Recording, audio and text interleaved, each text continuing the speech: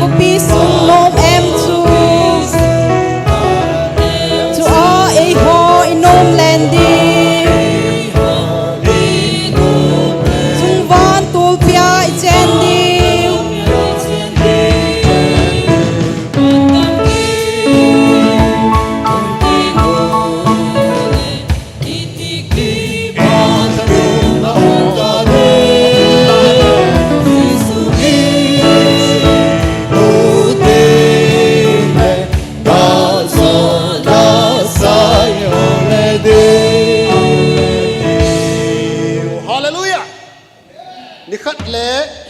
van gam ilhun diu chiteng chile kipa thanoma pakai wa chela isa diu thanom ta ngai lu nadim set kina ki saun om talo chiteng le ai ta ibol zo seu hin khonom iman diu ni kho chamna le lungmon kadin luin alo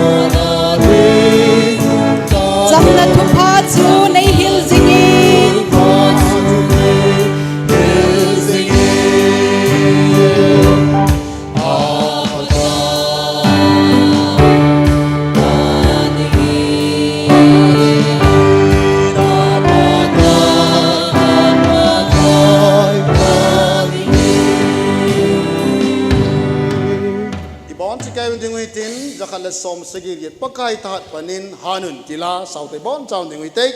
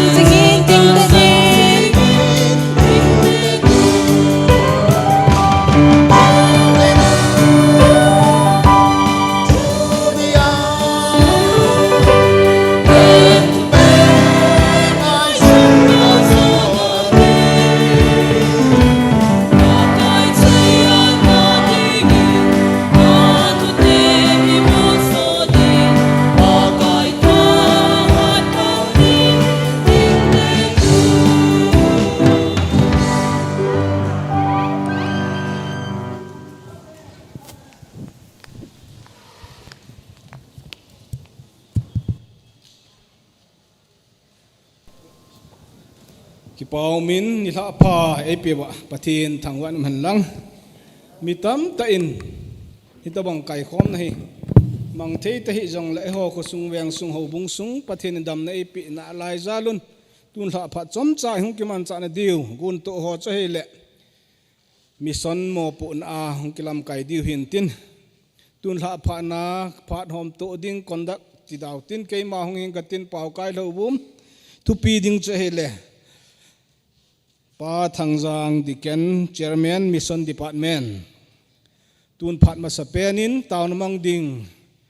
pu chon gin ka kowin aban le la sadipa helun jong ki ko pai le jon phante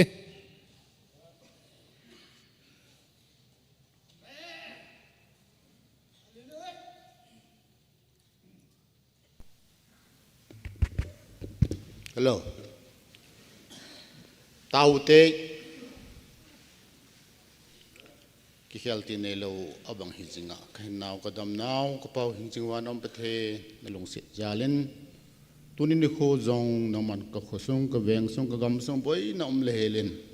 pakai li thum ken naman nei pivin hichital hon chun phat thum chan na gejin kai khom na namai chambel thia naman khosung weng sung dam na nei pi jewan ama sapen ten na lo pi ka thangwa na he ไปไกลประเทศพัดจมจากคงจะมันจันทร์สงวนในทางการขัดเจนี่พิวินลังอดีตนัทุอาหงดิ่งป้าอย่างน้ำมันจ้าสุดเลยดังนว่าจะละแสนลังอิตาจะดังอลัมละมาหงกิมังจะดิ่งหงในทางการขัดเจนดินปีอาเฮเซก็คิดขมนาวฮีกิปาละทโนมาอิตาก็คิดเข็นดอกกีตะกะเซเว่นในทางการขัดเจนุมปีตาวนกติอาในลุงเสดนองน้ำมินทางว่าอินมาบ้านน้องนับปันปีนาเวลังไงจะกีน่ะฮิจังไงกับพระกายสุคริสต์อิหงปามนักตาโอเฮ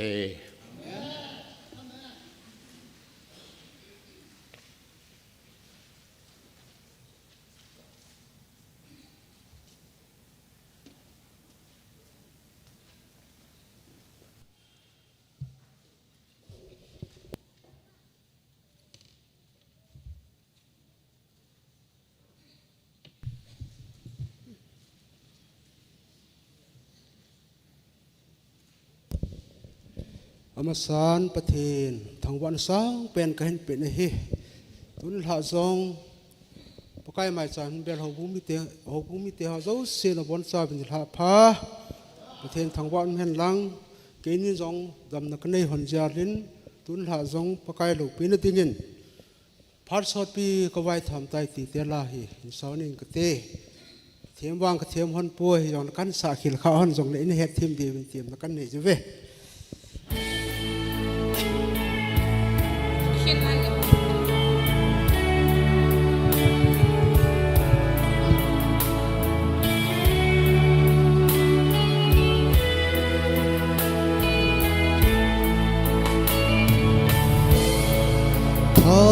สดปี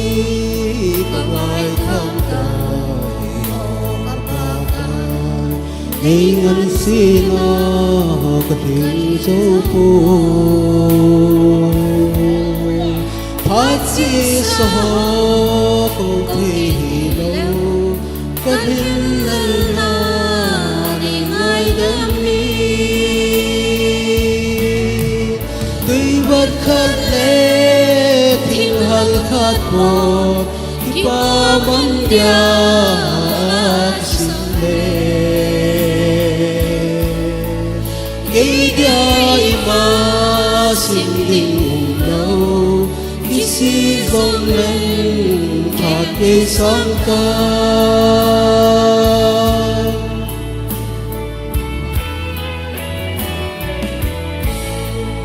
nei thil pe thiên lệnh mà đi kinh dâu na nghi ô có ba cài tháng sang ta lệ mùa sang ta hồ bắn về sông lệnh nung ngôi na nghi tuy vật khát lệ thịnh hal khát buồn ipa mandya kisile geya ima simling lo kisi zong len hati sangka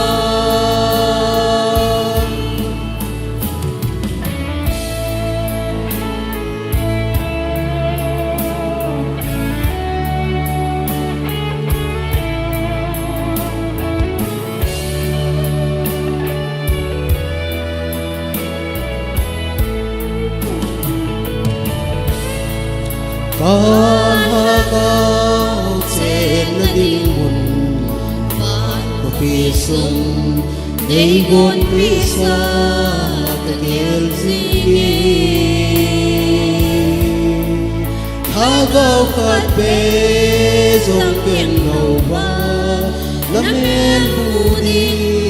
ta điều thấy cô tuy bất khát lệ hal khat ko ipa mandya kisile geya ima simling lo kisi gong len hati sangka lâu pinapatin samtahen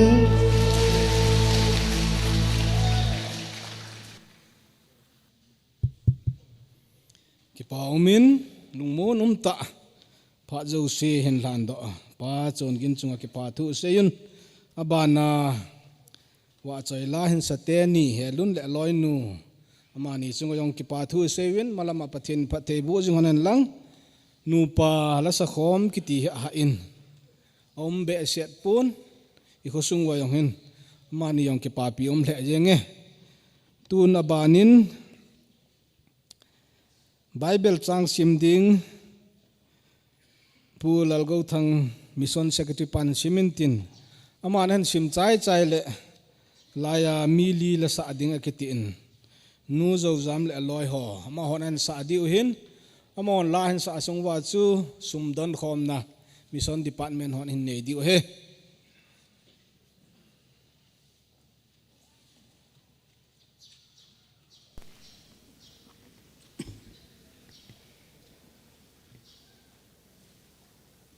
tuân la phana pathin tu theng isim do ding wa idei len chu hi ai le maksud ki pa na thupa bungni chang thuma pana changa chan hi sin pantang athuma kai chu jisun langthi pa abol dam chang thum chu in langthi khat milin azongun ahinga ahin puizui changli chuin mi pi ji a akom na ya ong lu theilo ji un in chunga chu aum na don ta aphewangun langthipa chu alup na pumin a ang sunga aga khai thlasu un a hi le changa jisun ata san jeu chu amun langthipa za achun chapa na chon sit na ho ki ngai dam e tai ati pathin thu thing isim do naw thuni pan avelin bon sawading tha ben phathei bu pi taw hen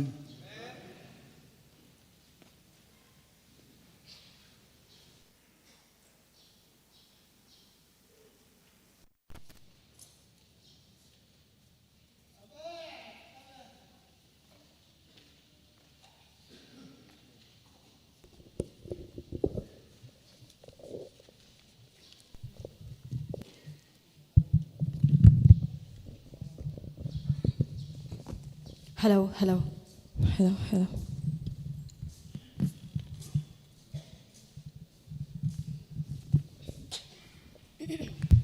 Hello, check, check. Hello.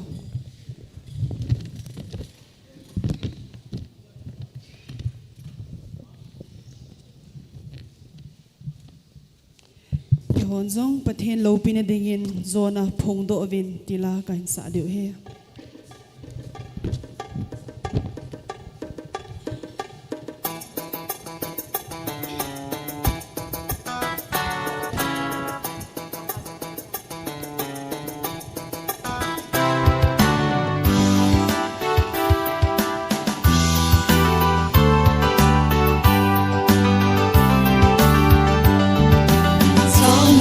Ding hita mong lovin tongu hang ta in se ga tu sa singu vel bilang ga do khang dong te ho gu ti na gu in ti na a wi so na phong do vi leng si su song pu mi mang tha ho gu no lo yu vi til ngol thei na chu iso diu ga zo thei si in veu vini gam sung hi o ko ye mun tina se ga la lam si kha do phan a hi na leng si pai te ho zo na la to gam la sing te zo na leng si su song pu mi mang tha ho hu do lo yu vi i zo te hi wa hi se til bol te na chu i zo diu ga zo pa tin si in i lei se tim la va di nei so lui ki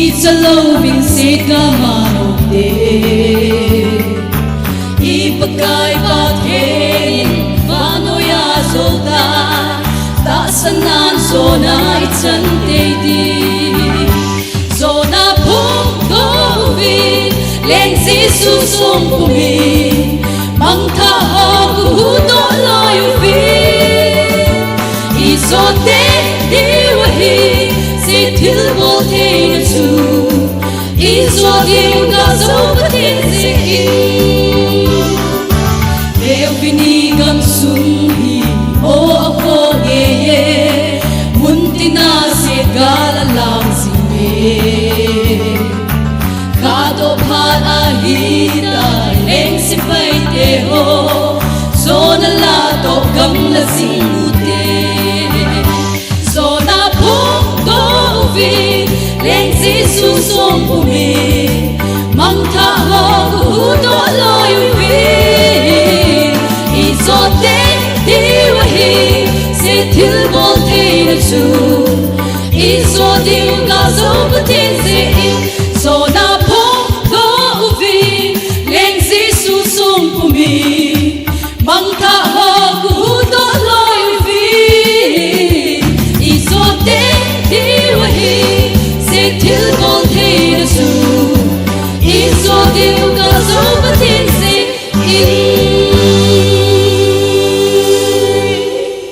Pathianin pathei bo pitau hen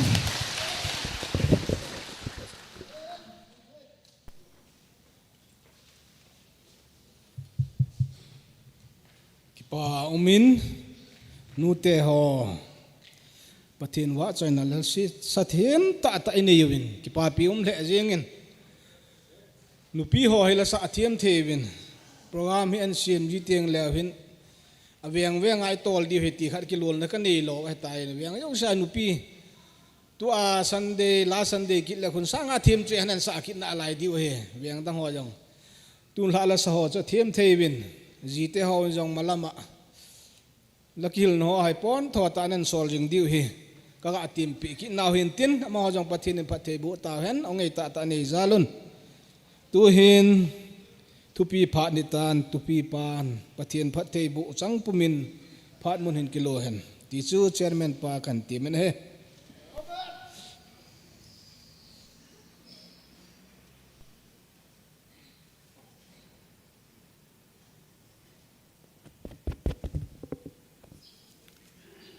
nila pha imu sawa hat chungnung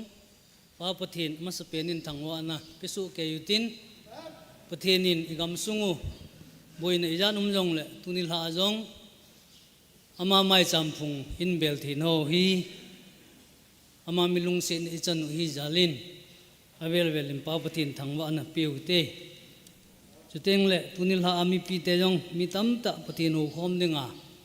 ho jo si chunga ki pa thu kan sejin nabon chawin ilha pha chi bai tunilha hi lamkai te ho mission department a lamkai te hon chairman hin a khabe be thupin sei di hi report hoyong bol ngai ti ho chu an se ji uwa phatmun nangin sein an ti nau chunga pastor pa ko majong hidi chun ki kheu to in manjong islai mun lo thin dinga pulpit ho phal no in pi jalin lamkai ho jo si chunga ki pa thu yong kan sei kin in hi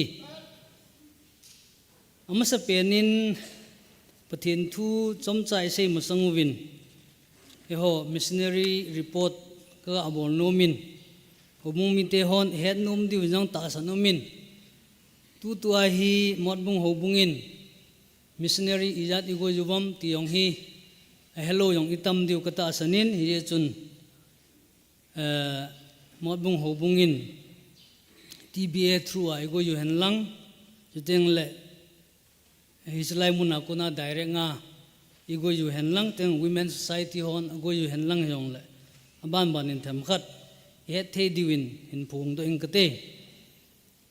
khanna hi abona hi mi som lako missionary som lako missionary evangelist mi som lako hi tu a hi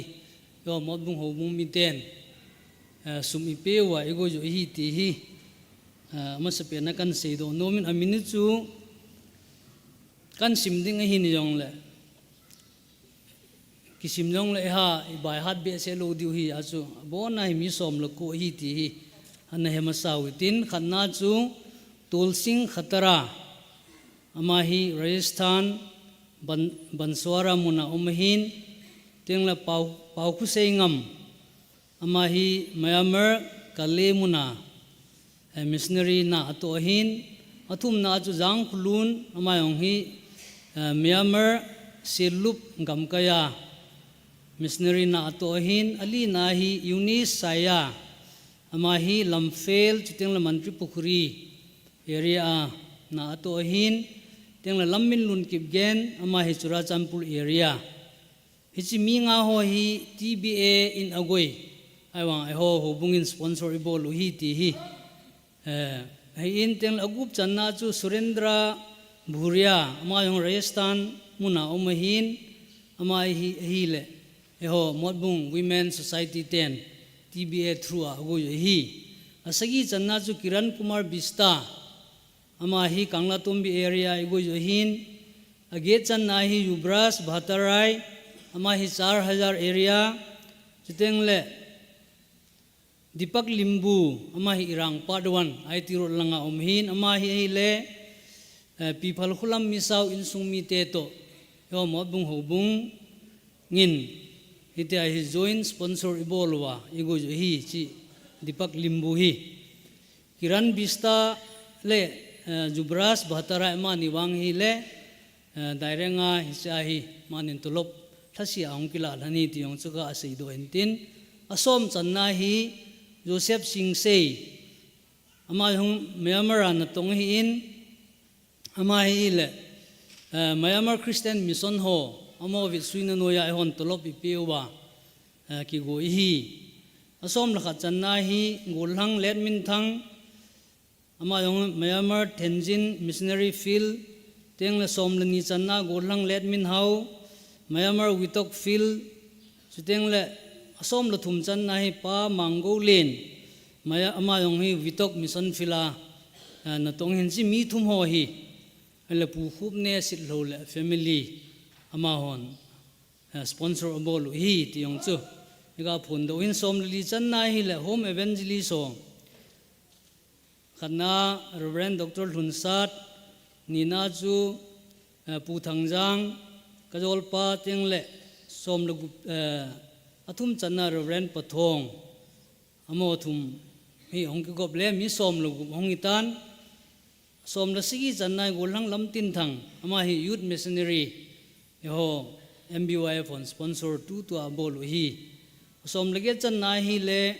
Ichi modbung area missionary movement hon sponsor abol hi in amo wang hi le independent ho administration noya umlo hi win khatna chu dealer rai mai sanapati songtun all songtun area hi in asom lako channa hi Narayan Sharma mai sanapati town sunga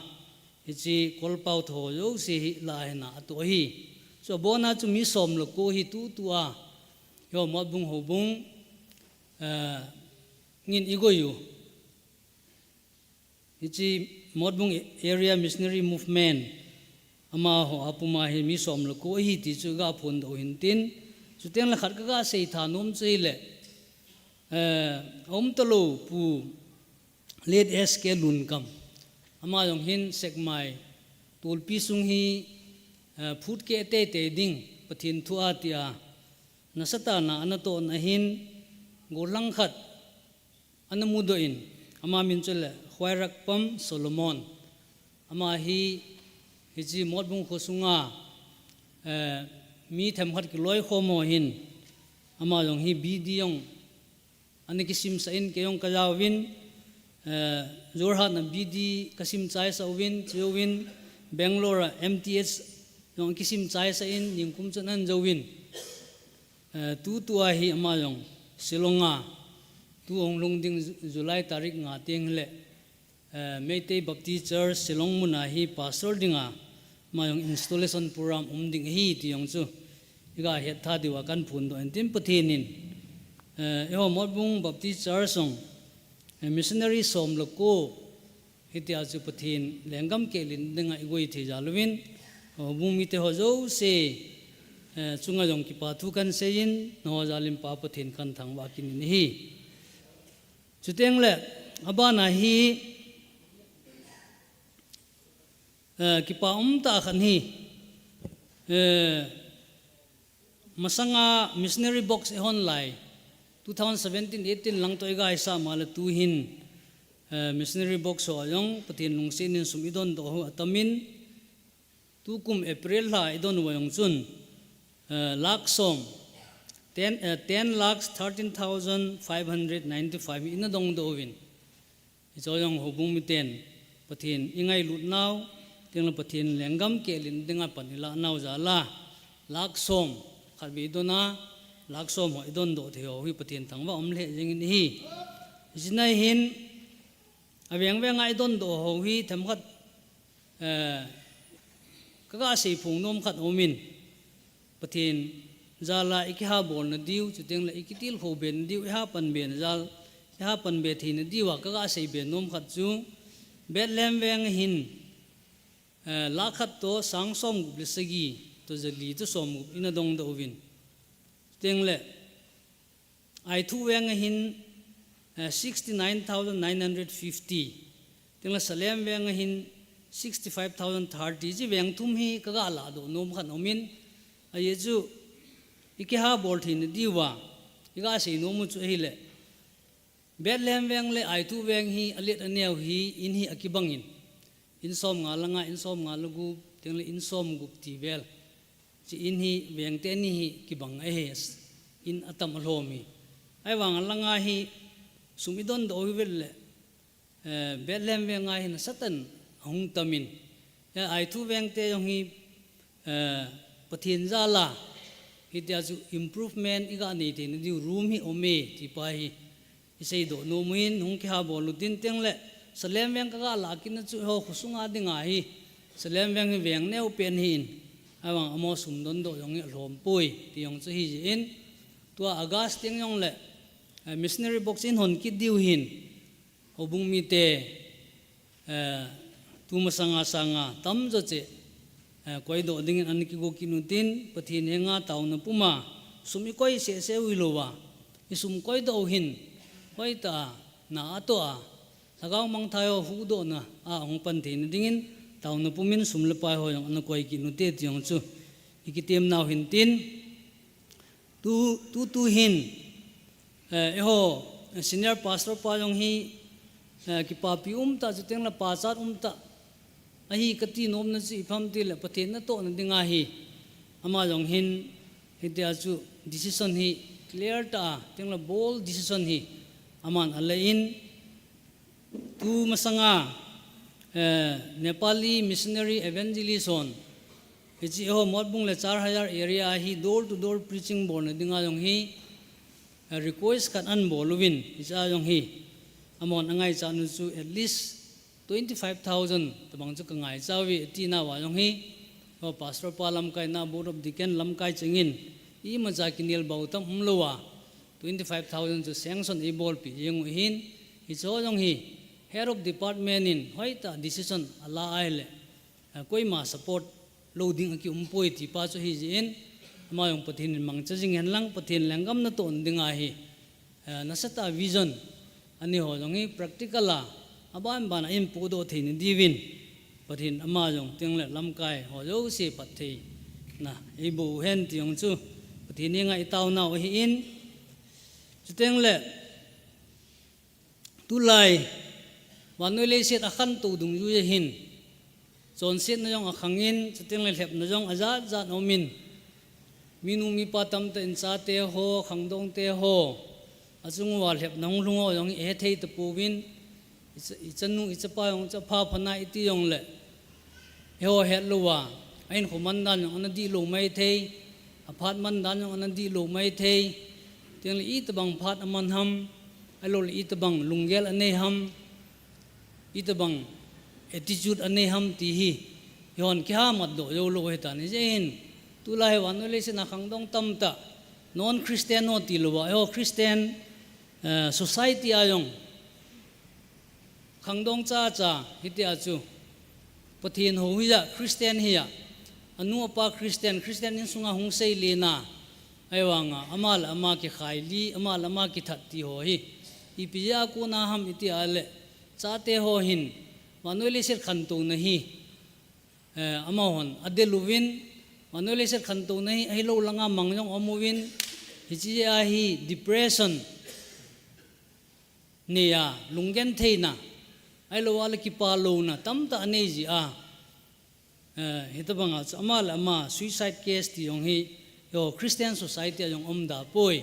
แต่ non Christian society อาจุกมอนตาฮีที่อาจุเหตุบังสาเตโหหินเหตุบังบอยนั่นยามที่โหยองฮีนูละปาเตนหอยตาเอมาอินซุงเอมา family อิจาเตหอยตาทูตา study บอลวะอิจาเตอปาวดันอกิเขลาอมจันดันอกิเขลาเลอามาฮีอิตีเอเดมตุลาฮีอปาวดันอาจัดโซเมอมดันอาจัดโซเมที่ยองหอยตามินุมีปาเตโหโมปูนฮีที่ยองเซโดโนมินฮิเจจุนถ้าเขาลังอากิปาโลเตอโมโหอดิ่งิน evangelist missionary โหยองอีโกจูวินปะเทนทูเอเซปิววินจุดเองละตาสลังอาปะเทนทัวกุนาได้เรงอาเขียวปีเทโลซาเตโหลุงทิมนัดนันอภาลุงเกนเทนันอภาโหยองฮีอีปีตุไลขันตุนัตกิตัวอาจูอีปีเทอราปีงายัมคาวน์ซิลอร์งายัมไอโลวาเลไซโคโลจีโซงายัมที่โหยองฮีโยโหบุงเลนฮีตาอยู่วาฮีมีเกนเทหาสันนะอิจาเตโหsituation อภัดโลดุงจูยาฮีอิจาเตโหอิติhandle ball diwham iti tackle ball diwham ti hi nasata igel phanu hitai hobung level ajong family level ajong teng society level ajong hoi ta study ball nga ye tiong hi sei do no mu hin ye chun tuni hin pathian thu chom cha report kan pi na bana pathian thu chom cha kan sei nom cha hi le athu pi dinga kan hlen chei le midang phachum na dinga responsibility ai lo al initiative la ding ti hi ka sei do nomin ye chun hi chin dinga hin lamkai pu mission secretary pu jang pathian thu mun kha chan simtan hi chin ba na chun tunila pathian thu ai ga kholim na diwa bible chang kan len be ho cho hi le hi chi second king bunga chang khana pana hichi chang som la thum chang som ni chan chang khana pana chang som ni chi sunga hi pathian thu chom cha ikho lim diwin kan de sen hi hichna hin athu hi kisimen lang le athu simi sau ding hi in iti hin din munin thusim tabangin kan sei nomin hijun naman kitipa hi sipai lam kai sairia lengpa sipai lam kai khat hi ti chu pathian tu se ho tam tan e sei piwin ama hi gal hat gal hang teng lengpa syria lengpa yong ama chung na satan alung lai jin akipa e ye chi pham ti le ama tha jala hi ji syria lengpa hin gal zon ani ye ti chu je tu sim hi sim le akimu thein hi chi gal asat naw galan sat naw hin chi naman le sipai te ho hin galan sa na wa hin numei chapang khat numei nunga neu khat akitin bible hin nunga neu cha khat ni galing in an manuwin ama hi israel mi israel numei israel nunga galing an man khawin ama nu hi ichinaman sipai lam kai pa aloi nu jen le dingin naman in hin akoywe aume ti chu imuwin hi aile naman hi galhang ta chuteng le mitha hat ta lengpa lunglai na ta hi wang chu nama hin thinlel na thasam na khat na in ti chu ipham ti le mi pha he ti chu ati pha sipai lam kai hi wanga chu nat na nei ti pha na nei hi ji hin aloi nu yong hin naman in nei pi yong na sata aboi pi aboi pi jing hi ding hi ta sa nomin je ni chi Israel nunga neu nu hin ipi asei ta am iti ale je apinu ko mahin hitin asein athu chu ga sim hi chang thum nei ga sim do leng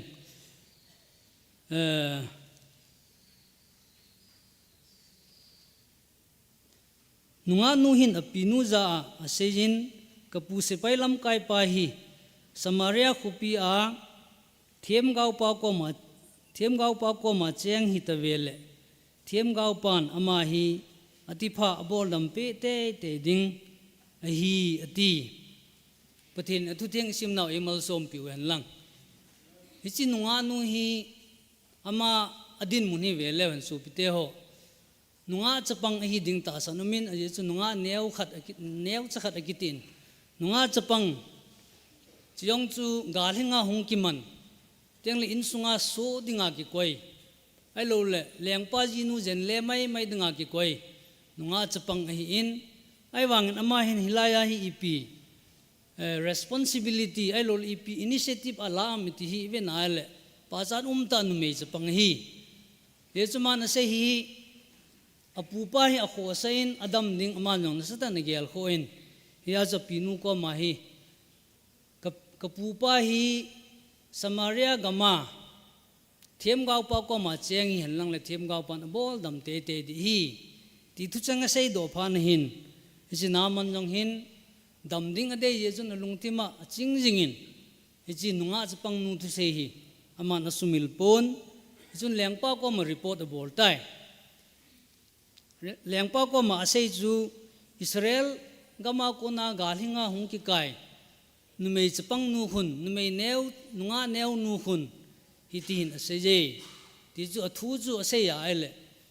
ji saira leng pa hin chuti chu hi ale na che lo kho e chin lang ke man le kha sut ping katin ji Israel leng pa ading le kha sut ping katin na chi ana ka kijen ding hi ti chun aman le kha sut pe in ji naman le sipai phip khani Israel gamlang chun asolta nahi chen moi khut go kevin che povin kipaman pe dinga dangka talen som khat to chuteng la sana sikel sangup atin ji sikel sangu mi tulaya ho kg langa agi dan chu kilograma convert iga bola le sana hi kg som gup le ki som gup lang to hong ki ko ne ti choin sana ki som gup ki tiang chu mai lo e krol man he tulaya dinga hitabang ki pa man hong cha po a amo hi Israel ga ma chi tawin iti chun Israel lang pa ko malhun phan wa chun lekha cho pitan hi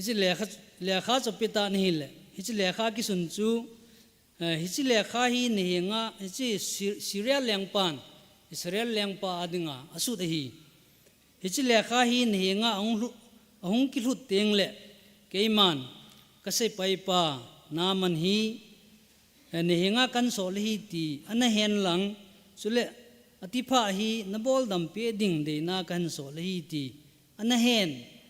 tin akisune ti cho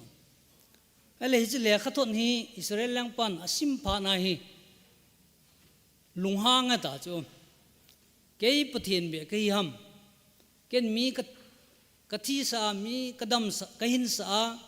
tingla chi ti pha yong ken kadam sa dinga gel ham chi thildang ai poi kei to kina ding kei to ki do ding nga na to ngai bowe ti ai eu ya jing he avon ho asang kho lo abo tela ki phin ja jing ale cha hi ipi ihung ti kitam ti ale sangge nahi hisi pakai thiam gau pa pathian mi pa Elisa hin hichai responsibility khat initiative khanan la ki chu hita Israel leng pa alung hangin pono abot telin te aume ti het pha na chu aman hitin asei kinin ngasim do ki leon changin nei Israel leng pan apon sil do si abot tel so tai ti thusim pathian mi pa Elisa hin azado phanin leng pa henga mi solin hitin aga sei sa e hipidinga nangin na ponsil lo se na botel jeng ham ama pa chu ke henga hin sol jeng tengem tin sei kinin hi pathian mi pan Israel leng pa lunghan akitom cha het pha na chu aman sotol le ho khat asola hichipa tipa pa chu ke sola nan sol jeng le ta ham chuteng le Israel leng pa yong chun Israel te la thiam gau khat omi ti chu hena winte ti chu aman sei kinin hichipa na chun Israel leng pan jong hichi thiam gau pa thumop dung yui chun si naman te ho chu thiam gau pa Elisa hing asol tan hi le hicha hi naman to hoi kot bula dingwa Elisa zonga tawin ki mu pi dingin hicha hin Elisa hin mi an sol kinin hicha hi chen lang Jordan bodunga hun sagi vega ki phum lu nin kisil ngim le chun nana na yo se damin tin na ti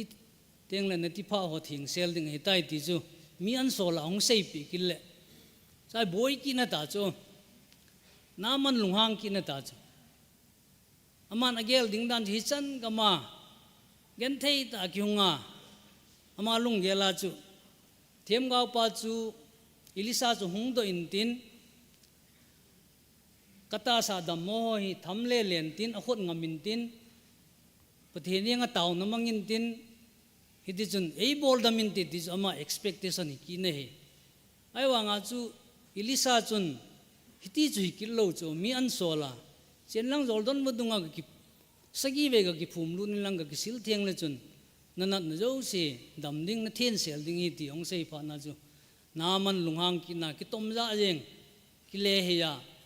mundang khat ave na hoilam khat azot jing he hi cha hi mi group khan hin koi sol lu hela amo hin initiative khan an laki nuwin ji sepai hoi kinu chon sepai ho hin ipsei kinom tel chang som na thum na jive na le ai wang sepai te chun henga ahung zo luwin kapa thiam gau pan thil na sata khat boldinga na sola ai le itin bol da thei ding ham aman nang ma za ga kisil han chutile na then ding a hi tia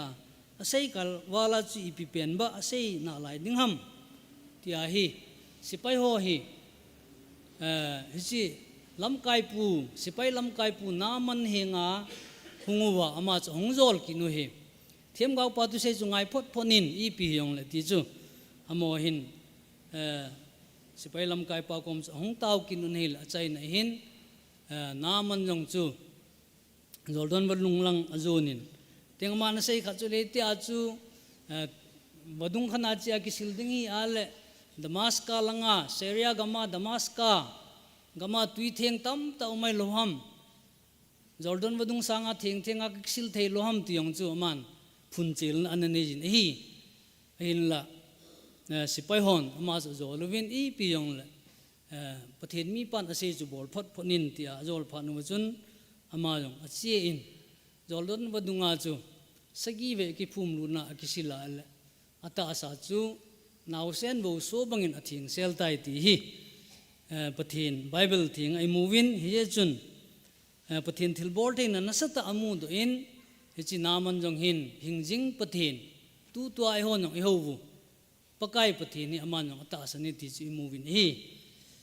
ye chun so pite ho tu ni hin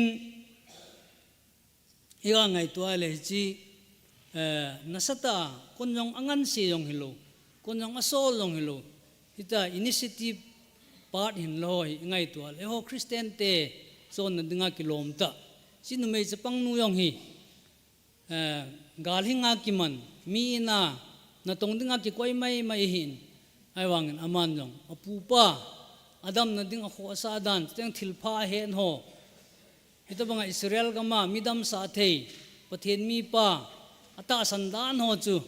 hichi apinu ko ma asei na ko nin hichi naman hin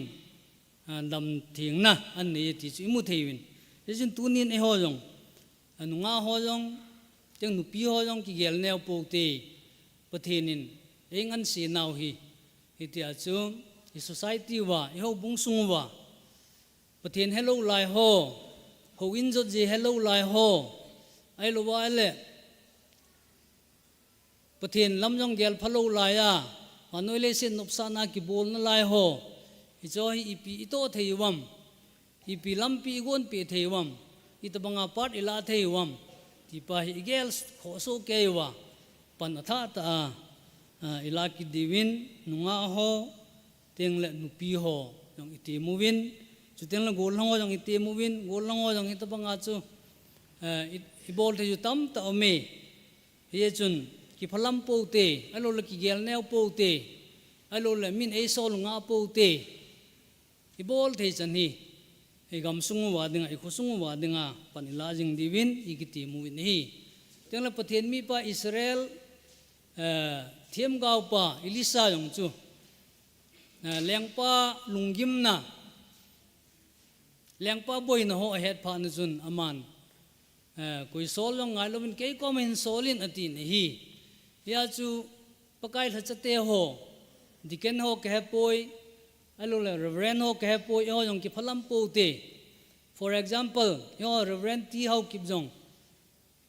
islai mun ayong pastor kum so ta an tua teng la reverend jong hi a hin tua hi man jong gel han lang le tua hobung sunga i ma yong ki talo ti ama yong ki phalam mai te ai wanga chu pathen la cha hi nawa reverend koi ke poi eon jong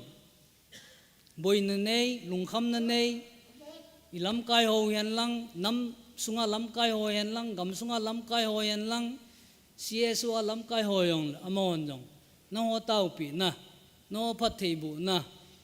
no ki thu pin angai chu jung we ti yong hi reverend hon jong hiti azu ki phalam lo hela chi Elisa in ke ko men sol jeng tangem atia Israel leng pa boi na lungim no asul happy banga hi hitia zo pathin mi te ho lam kai te ho hi itau pi jing diu ki thu pi jing diu hi ti yong chu isei num ki nu ni hi chu teng le cha se pai ho jong hi pa chat ta cho hi we e zo lam kai pu chu da ta chu lam kai pu hi ti bep seu hi atia lunghang ta chu ai wang chu se pai ho chun ama aga zo luwin ai poi ti ding hi i pyong la pathin mi pa tu sei chu ngai phot phonin ti chu amo tu sei jal chun na man jong lungthi man khelin joldon bodunga sagi ve ki phumin aki silin ama jong dam na nei tai ti yong imuk ki nu win hi hiteng le hislanga mak bung ni sunga lam kai pun in simpiu yong ingai tu ale chi hi jisun langthipa abol dam chungchang thu yang ibe na ele mili ho hin hiji langthipa hi an puwin alup na pumin an puwe ti cho pachat ta hi we mo yongi ale hislai khangla ya hi pakai su krista hi hiji mak bung khat sung hi sima ale thilkidang abol no mi dammo ve se ho thilavom ho teng hi ve ja chom chom ho abol dam no akimuin hiji mak bung khat chang som li langa sung hi sima le aman mi pha khat abol dam hi kimu acho ale mi pha pa abol dam ma hi ama hin koi ma chako man se lu di hi ain wang thiam gao ho ko ma si chin lang thiam pu ho ko ma chin lang ji ken kadam sa na amel chi na ding chun nangin jong mo sidan dung ju ya itia chu thilpe mai cham thilpe hon bol num la ga bolin ama wang ji kadam sa hi koi ma ko man sei do lo de tia athula hi ji adam pai ki pa be sia abordam pan mi ko man sei do lo de ti wanga hi ama in thang phong ta sap chu hi cha sama ko na hi pakai su krista hi nasata itia chu taun sunga alol khopi sung ho ai mi pi in avo lulla itia cha thailo wa alha panwa hi amai atamlo gam thip langa itia chu na pod do zia tengla mi pi hon om na he tengul ama kom lang na na yule pathin thu ahil zia itia chu na ki mang cha hin ai le kapar noma omi ti mi hon he panwa hi gang ta hi mi pi ho chung ki khom kinwa mi om dani asang hin pakai su Krista hi hitia chu aki khop piwa avo hi ding ta san omin hi ichi mili hon an pun wa hin ichi langthipa adam te te dinga hi pakai su Krista kom chu put lu ding ti chu amo ho lunggel hi ahin la mi atam be se ji chun amo ho hi pakai su Krista kom cha hlung zo ta povin ye chun hoi ta avet le le wal om dan chu pakai su Krista kom hlut na ding pen ta chu alampi cha sun chu in chunga chu kal do ding in chung chu hin phet wanga sila chu adam mo pa hin khai la ding ti tai lo chu lampi dang om lo ya chu hitia chu kal do wa aput to wa an khai la kinwa pakai su Kristan hi lang thi pa chu adam se ti chu mu win hi hicha pakai su Kristan a sei chu Jesun ata san jiu chu amun lang thi pa za chun chapa na chon se na ho ki ngai dam hi tai ti chu sei ni hi ya chu lang thi pa in pakai su Krista ko men che lang kadam te te ding hi ti chu Halloween om dan chu thu dan chu si mili ho ha pan za la chu mili ho hin si pa he akom ki lu nan lang i ti yong na dam te te in te ti chu ata san jiu wa chu in chunga pu do wa an khai la kinwa mili ho ha pan za la chu ichi lang thi pa hin dam na ne ye ti chu imu the hi ya chu so pi te ho tunia ka sei nom pen ta chu ipham ti ale ho Christian society hin ho iwang of e ho in zon the juwin pakai angsung ibel the juwin pakai to ki guizom na pen tha na alo wale hoita pakai a jung khon chu ine juwin iwang of e ya chu ho in hung ka yuwa pathen i ho wa pathen wa choi lai sa wa ita ikiman chau hin ai wanga iso pi mi tam ta ichi mot bung khopi sunga yong hi ho in hin zon thei lo lai mi tam ta ome chuteng le pen tha na nei lo lai mi tam ta ome chuteng le thilpha bol thei lo lai yong mi tam ta ome hi cho chu ichi mi li hon aki tho pi bang wa hi hon jong ichi lagaw langa chat mo ho lagaw langa elbai ho lagaw langa langthi ho lagaw langa mit cho ho pathen lopi na mudo lo lai ho pathen amina Christian hi a pathen ta hi ta sa jong lagawa jong kadam na the hi ti ta san lo lai mi iso piu mi tam ta insung wa jong min hi hi cho chu ichi mi li ho lang thipa an punwa pakai ang sunga an pulunu adam bangwa hi adam banga hi yon jong panila kinwa tunia hoinung kai jo lo lai hoinung kai thei lo lai pathen hello lai tiute amina Christian hi a ai wanga chu pin tha na nei lo lai ho pathen to ki guizom na ta nei lo lai ho hi ho mo pun hi ti hi koi mangan si lowa koi manang chi hin bolin ti yong le is responsibility alo le initiative khat chu ilawa iso pi sangam ten le yu inaw ho bung mi ho in hin zon thelo lai ho hi pakai ho ina in pui lut diu hi ho responsibility hi ti hi tunila ka sei nom pen khat chu hi a chu hi chi mak bungni sunga hi langthipa milin an zonu ji Bible changyong kan de len in ye chun pathenin tunila a report ho neu cha cha kan bol nabana pathen thu chom cha kan sei nei chan chu hin tin koi ma ki gel neu pu te pan na sa tai lawa yo bung sungu mundang dang nong gel dau tin ho bung sung wa hi tuni chana ho in hong kai lo la yong mi tam ta ome chuteng le Reverend Khaija Khamin som kona le khabu khat sun na kon som kona ti khane sunin chi som kona ki ti hi thagaw langa la chom choma chon se nin a hen chon la chom choma chon se a bol ji a hita chu ki hlam theiluwa chat theiluwa thusim ho sunin hiya chu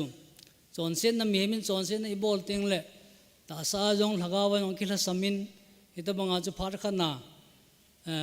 pathian ho in hoi ta anakaya ai wanga chon sin na neu cha cha an bola kuna backslide hung chi a ita banga chu pathian ho in hin zon thei kitalo teng la i tia anu pan an pui hoi yo lo anu pan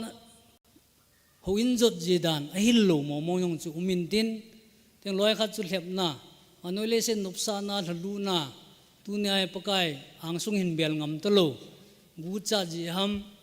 ai lo le judon ji ham ai lo wa le zo se ji ham ai lo wa le golangong chu nunga chunga la si ji ham nunga ong chu dong ma pa ngai ta na hen ji ham khana jong itia chu ta sa le lagawa jong backslide chi thei umai hi teng le tulai khan tu na to dung ju ya chu cha te golango nunga ho jong chu phone a dei khat aki choi yo lo ji a jong chu anu pa chunga lungha nga pathian ho in thengong zo nom lo depression sang ta ne yong the hi ya chu bon chawa mo pu nei nei ju pham ti le iveng sungu ai lo ho bung sungu wa hi koi ta bang ki thu pi dinga lo mam ta sal hagawa pui khang dinga lo mam ti ho hi veo hitin atha ben pan laki nu te ti chu iga sei do unti me mi na sei khil sei wa lo ma laki ngai da mutin chang khat chang ni ikal son be thein di wa sei do kham kham pu theinin ho jo sa ding emal som pi ta hen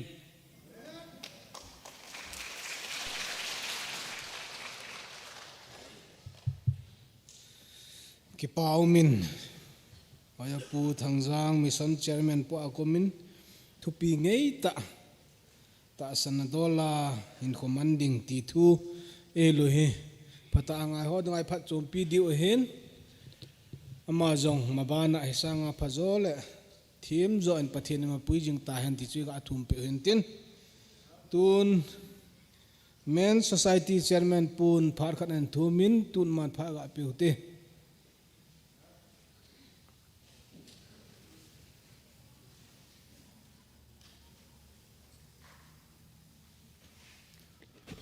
phá thôi phát pha ep wa masan pa pathin thangwa na kapin tu ting le tu ja na pa kai mai cha hum bel ho jo se chunga jong ki pa thu ka sejin na ho za lim pa pathin thangwa na sang pen kapin he tu ja na ka ga phut nom chu he le men society hi in pu do na hi kumli kumnga lang hung chi de tan hi sa hin atum ta sagon sim ni la men society ho hu bung sunga pate ho jo sen pathin hu khom na tum tan jo ine juvin tu teng le men society hung ki phu do akunin to do tam pi jak hin ne juvin tu kum jong chu kem pate kem bol chu men society ho ma kai na nu dai bol a hin na to jong tam pi tin tong do ta vin a hin tu kum assembly kilul na dung ju jin men society fan hi mi khana zakhat khat pate khat na zakhat khat ti hin hi chi tu ma sanga hin hun to on tin ki sei yeng wangen koi ma jong an tha tu lu ji chun aweng weng ha executive member khat khat ma in hi chu ho jo se hin don jong an don pan wa tan jong la tu ba na jong an don ki di wa ta ji in mo bung hu bung sunga pate ho jo sen hi chi member fan hi zakhat a hin hi chi executive hon wenga on don tengule ngai lu na nei ta pakai mina ina pe che dinguvin tim na le het sa na kan ni na he a yesu e ho igam sungu hi gal nei te hi win tu teng le sum le pai don na za chom lam chom min ni se tabanga a hin hi jong le hi chi e ho pathin mina pathin lenga ma dinga i to khom na wa Christian khat hi na wa member fees zakhat kitipa he gel kho so ke yutin i peso ke divin tu janin pate ho jo se pakai mina tim na le taw na kan ni ja e abanin sagon sim ni ra hi pate ho hu khom na tum tai ni jo hin ta salang hi hen lang thagaw lang hi jong le na sata pathin wa choina tu teng le ki hil na tao khom na ima ki ne ja hin hi hisa pate tam ta long he mi som sagi som gil lang he hisi pate kai khom na hung kai ji a hin aban tiang long le hung kai do lai hon jong sagon sim ni ra he pate ho jo sen atum ta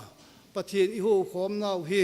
igel kho wa teng le hung so ke ding win avel velin tim na le he sa na kan ni e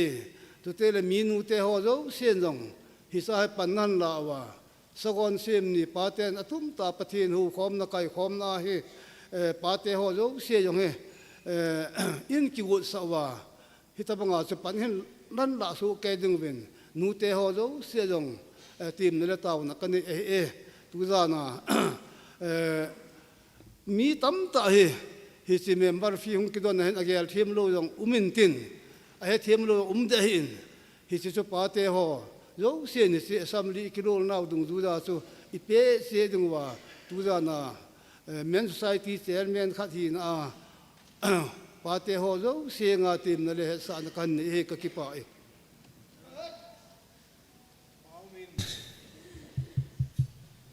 phun lua kho an sei chai tan chairman pun tu hin secretary pa phan hin tin thil to hop som mai chan tu la collection ho cái đồng đội dấu xì thiên số tiếng rồi ren ti hậu kịp như thế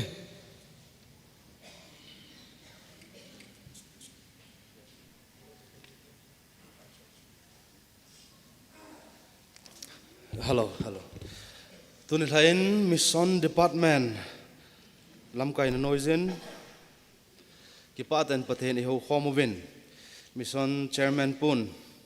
paten thu lâu pi tại xây pevin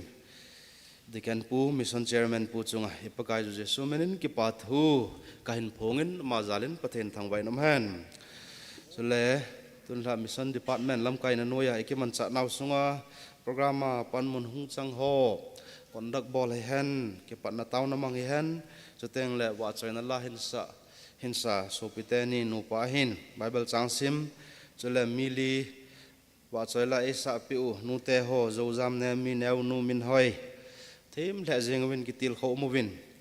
cho tiền lẽ tàu này mình piu phát đăng hình măng nó lại thì họ giấu xe, là chúng sẽ gọi bậc cái rồi Giêsu mình cái bà thu cái hình phong ấy đấy, tuần hành thân ôm tên, bậc thầy này họ khom một viên, mình bị họ giống bậc thầy họ khom này cái bà thầy này bằng khom riêng một viên, về lên bậc thầy thằng bạn cái hình bậc này này, rồi là tôi men society chairman pun anh pun ông chú, ông mong sung apa teh hòn, gel khổ quá cái khom na azong cho tiếng lệ fan họ pi để đòi họ zong họ san này tại pi ding divin cái hình tế mu về Sunday ding cả này lại mi pi cái khom na sun hi Sunday school hi Monday này thà sẽ lệ hoin ki kha hin Tuesday này thà lệ thagao mang thai ho hu hinga thai na di wa tàu khom na iman ziu hi Wednesday này thà mi pi pathin ho khom na hin Thursday pate ho khom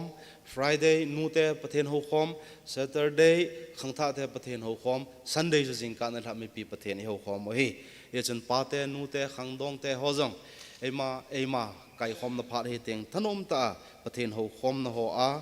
ikiloi khom na wa ipan jom jing divin ken jong ho bung mo po khat hinan mi pi te ho ka hin tem so kai ju vin a hi so le tunan la a la elam kayo lim ta wa chai la elam kai ho zo se chunga jong ki pa tu kain phong ei tunin pathen long sen zalin Sunday school kum kim them vet na lo theng ten a chela tai tu chan gaya Sunday school hen mo po superintendent pu board ho Sunday school zilkung ho zo se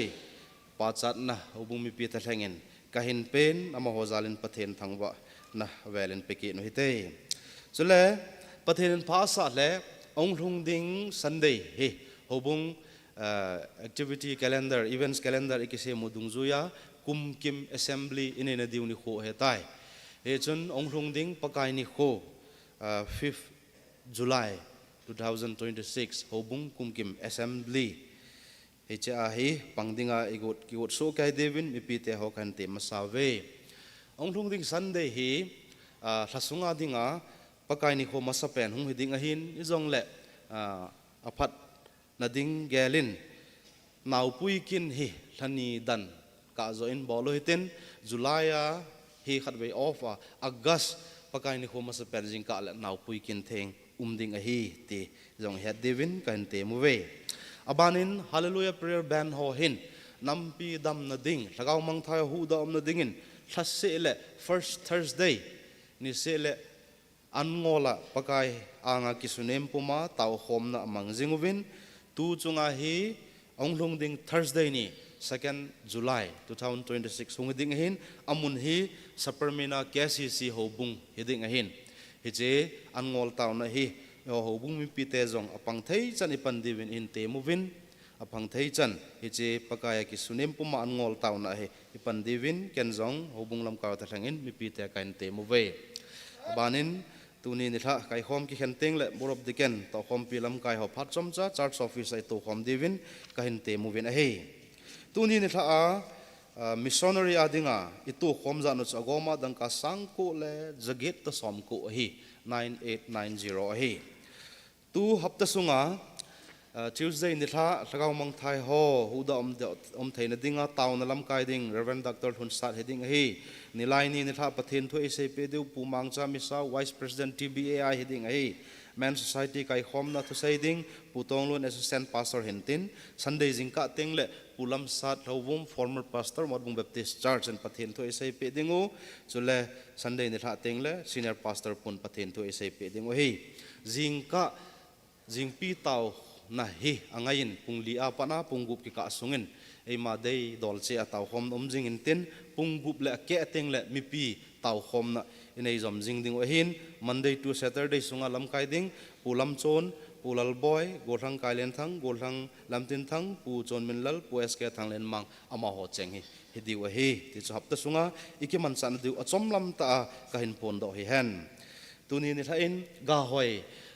gama sa tampi jang hong ke to in soma khat hin pe jang mi som ni la ni au me mai cham hin pe in sagi omin membership fund mi som in hin pe he je hop som mai cham suma thila membership fund hin pe ho zo se chunga ipakai ju je somenin ke pa thu kain sejin missionary adeng itu hom ho chuteng hop som mai cham fund chuteng le mai cham thil ho zo se pakai than do pi diu Reverend pu khunin kan koi tai ka ke pa e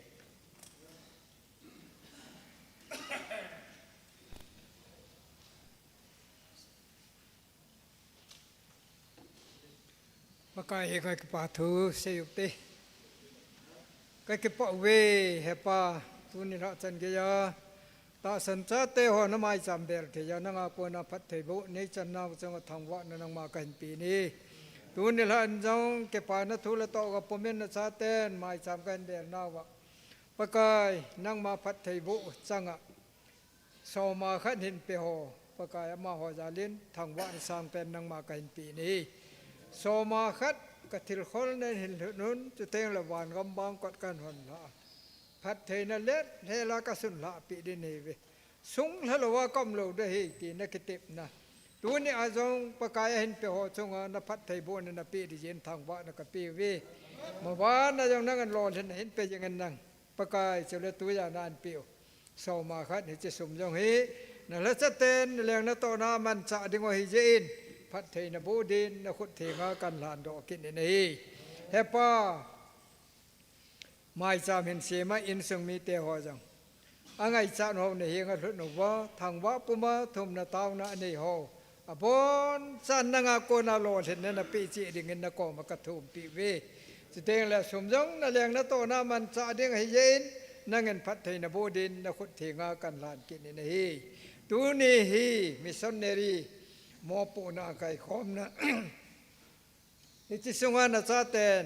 นั่นเลี้ยงกำเกะนั่นดึงเอาคนหลานนักกันนี่นาวสมหอจังปะกายนั่งเงินผัดไทยในโบปีเวนังนั่นซาเตนนี่จีนั่นเลี้ยงกำเกะนามันจะดึงวินนักขุดเถียงกันหลานกินนี่เฮป้าตูนินจังนับผัดไทยโบนัสิมเจ้าลูนัซาเตนในปีนาวสงะโหนโซโลโซกำเลยเสร็จผัดไทยนะโบนะกาหอยมุจิจิโบหอจังตัวนี้นำมาจำเจ็บหอยอมินที่เย็นจังทางว่านักการปีวินีอาเห็นตัวอินซุงมีเตหอปะไก่นังเงินมาบ้านนาจังนางอาโกนาพัดไทยโบนันเปอาเจริญเจฮีนัทชัดเทนนัเลียงนัตโตนามันจะดิ่งสมละปายันสุสาดีวิเย็นอิโชโจเสฮีนัเลียงกำเกลนามันดิ่งพัดไทยโบดิ่งนักคนนักการลานกินนี่ tu giờ na bà coi mềm bol hi na kì hệ na cha khát hi na kì hệ na hiện bia in sung mi tê ho jong hepa thil pe nào sung anh ngân phát thầy bộ langจุดแล้วต่อสาวดำนะเป็นลังฮักเอาละมานะสตา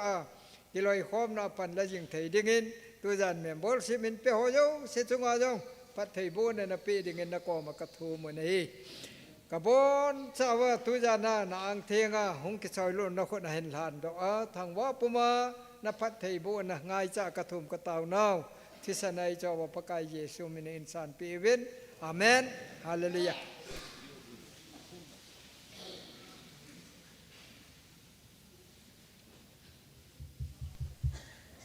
ปาอุมิน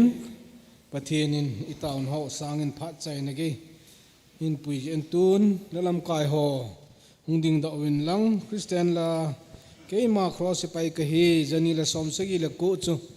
มีปีบอนจันดินมุนสาหุตินพัดใจในเล็กลาดอกในดิ่งอาตาวนมังดิ่งปูตองจางมิสอนดิพาร์ตเมนต์มาหงฮิตเอ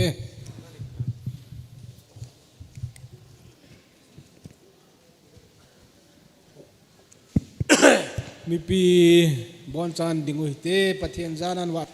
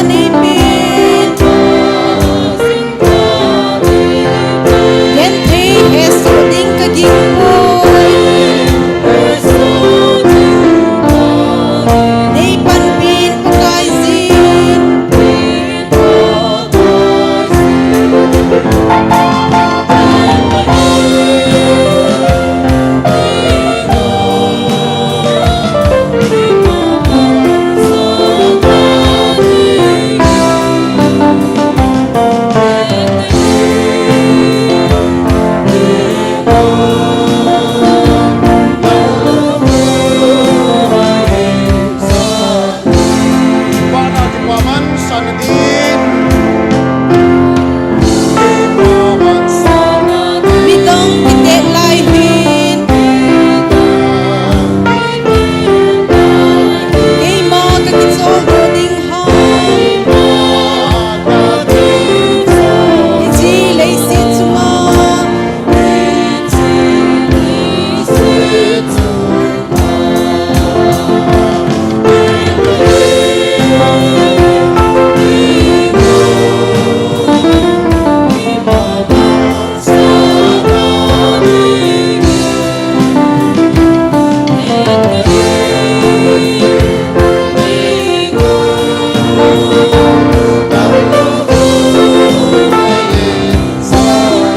Kating laya daw ding atam Hisan lui no kahi Kay man laya ko kalay mo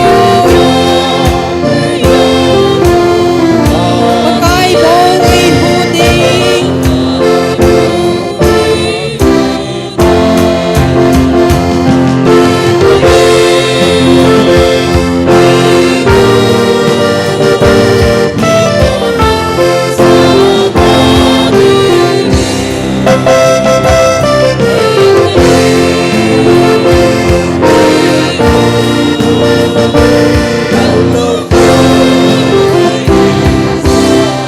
Kay man manong ting to bingi Pakay sin tha nay pin Get pay es ting kaging koy Nay panmin pakay sin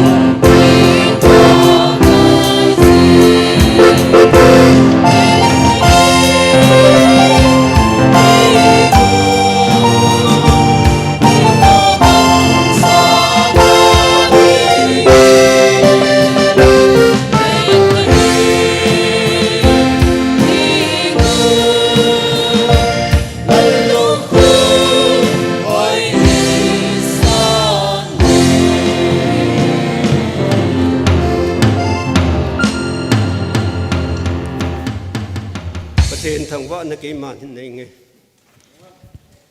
ka kipa ubi pakai ka taw naw nay san pi wa boy na umlawa ka program ho na lungsit jala zo na kanay ta jiun na min ka thang wa bin hi lungsit thim patin tu pha na hijlai na hu bu aku na khong kilha do di wa tan ka kilha do nung teng u jong le ki ho ka na chi wa nangin nei piwa hi chi na ho bu hi thangai jinga hin khu ka manwa nang ma hu khom dinga ka lung thimuwa ka gu na ka nei chi theina di win jong ka lung thimuwa nangin na hin tong dingin na ko ma ka taw bin hi na lung sit na nei chan wa chi lai na hu bu sung lung mong ta la ki pa ta khong ki khop khom ki no wa tunil ha asanga nang ma lo pina dinga ka hong ki man cha khom kit ka sewin leisit boi na lungjin na lung khom na tam ta la a ka that na wa thi na man na ka tu the ho zo si to nei chum khan wa ki pa ta a nang man pha na sa ni khutiang le hichlai na hu bu khan jut khom wa nang ma thang wa jing thei dingin ka nau chi a na lungsit na rawin khat chang chi ni pi win ka ti a tu ne ni ha a kipa ta la thanom ta khen thea nei koi nau chunga nang ma thangwa na pi a malam ka hin khu jong na khut na hin ngam ki na ka taw nau chom cha thi sana i that pa hing jing ka pa kai Jesu minin ka taw nau i san pi win amen